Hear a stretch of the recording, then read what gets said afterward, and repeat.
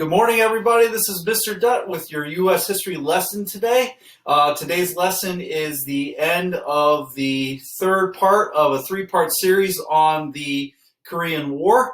And so today we're going to talk about the end of the Korean War. The last two were the beginning, what happened with the stalemate, and now with the end of the Korean War. And as you remember, the Korean War lasted from 1950 to 1953. And so we're talking about 1952 and 1953 here towards the end of the Korean War. To answer your trivia question from the last lesson, the general who took over for General MacArthur was General Matthew Ridgway. Now, the reason that MacArthur was fired basically by Truman was because he wanted to go and start a war with China, and he told one of his friends who was in Congress that he wanted to do that. And so what happened was Truman got a hold of that conversation or that letter that was sent, and then fired MacArthur from his job because he was not in line with what the war goal was. So basically, General Matthew Ridgway was a choice by Truman to take over the UN troops that were in Korea fighting the war, and he would toe the line of what the goal of the original war was about. Now, getting to the election that happened during this time period was the election of 1952. Now, the war was very unpopular at home because of the stalemate, and it wasn't over quickly, and the United States wasn't winning.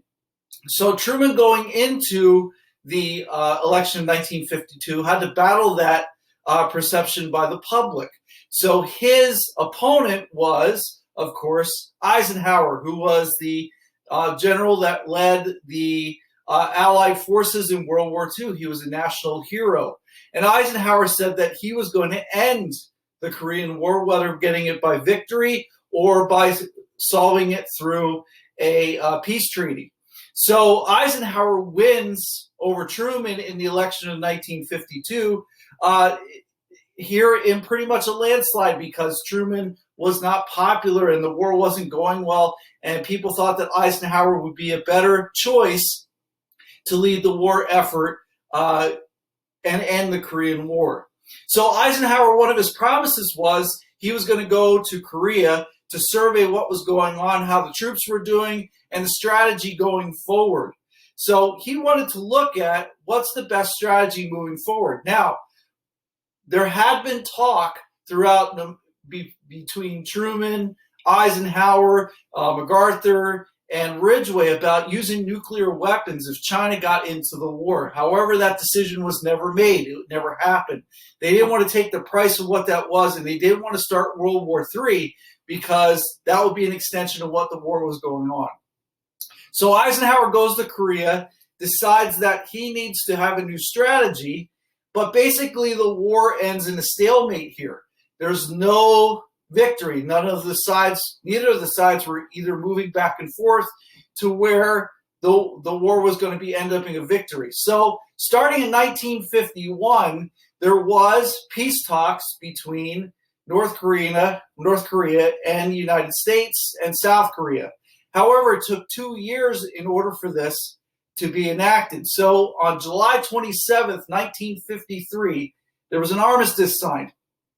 Now, an armistice is not a peace treaty. It's just the end of hostilities. And one of the things that you guys should know about the Korean War is it's never really officially ended.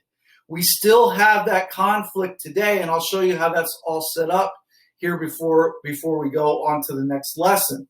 But the armistice that stops the cessation of fighting was July 27th, 1953. Now, today we have a zone between North and South Korea called the DMZ. It's on the 38th parallel, and it's manned by both sides. There's a space in between North Korea and South Korea that's guarded 24 hours a day. There's always that tension.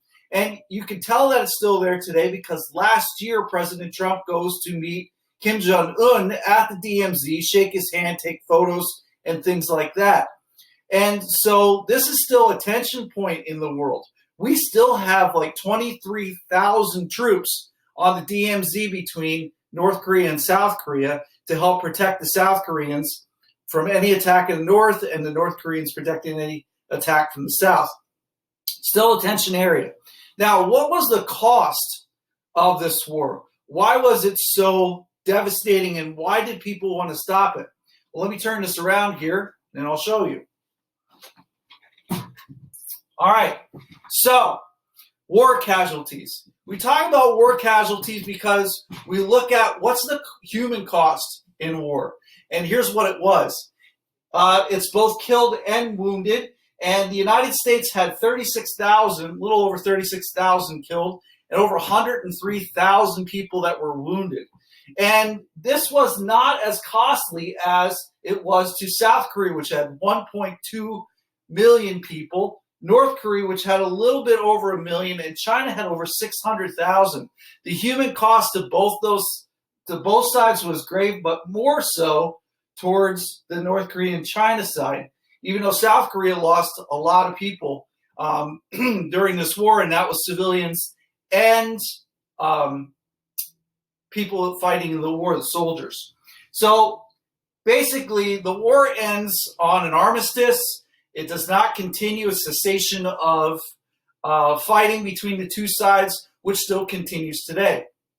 Now, the Cold War didn't start here, as other hotspots like Vietnam and Cuba and other places that were being infiltrated by communist people during this time period continues this whole Cold War thing for a while, even after the Korean War, and we'll look at other conflicts that were going on. Your next lesson is going to be on the Cuban insurrection of taking out the Cuban government and it turning into a communist government led by the Castro brothers. And we'll look at what the United States tried to do to get rid of that communist government over here in the Western Hemisphere by overthrowing Castro's government through the Bay of Pigs. All right, so if you guys have any questions, please put them in the messaging part underneath this video, or email me or text me. All right, we'll see you guys later. We're going to talk about the Bay of Pigs next. Take care.